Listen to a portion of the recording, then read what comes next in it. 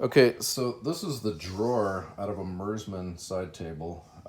It's a brand you find a lot of stuff from. They made probably a ton of stuff back in the day. I don't know about now, but this is a. It looks like a two drawers, but they do this goofy thing where they have these panels that make it look like there's more going on than there is. So what happened is that this kind of folded back and kind of popped loose, and there's some crack in the drawer.